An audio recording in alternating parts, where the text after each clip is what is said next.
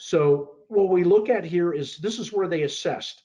When we went and did the assessment, they were right there in the regressive reactive state, fixing it after it breaks if we got the parts. 4-year-olds playing soccer. Stay in your lane, stay in your lanes, put the ball in the goal. Okay. After a year of implementing level 1 and then level 2, we reassessed. They got to experimenting, just ready to enter into the planned state. And at the end of year 2, that's where they are. And then again, we're at the end of year 3, probably a little bit further to the right there. We did have some stagnation during the COVID, but they're starting to pick up the wind and get some water going under the hull at this point right now. So that was the journey for over the year, from year 1 to year 2. This is where they started in year 1, beginning state. That's about on average where they were doing corrective repairs. And really some technologies in place, not really anything applied based on a risk mitigation type of thing, other than that's a bad actor, let's watch that kind of thing. At the end of year 1, we got them up to about right here on average, and at the end of year 2, they're getting up to here. So we were getting better at identifying work early and getting it into the queue, and the work execution management processes were maturing. And MRO, we were optimizing their spare parts as well, because that typically is the long pole in the tent, making sure you've got the right parts at the right time for the right pieces of critical equipment.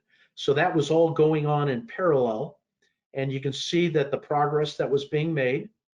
And here was the net benefit at the end of year 1 was $10.8 million in terms of release capacity. And that was 6.4 million, and then reduced or more efficient maintenance processes and maintenance costs.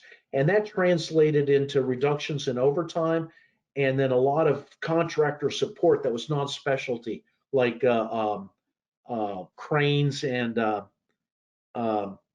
scaffolding. And then here's the dashboard. Notice change management. All of that governance stuff was 100% complete.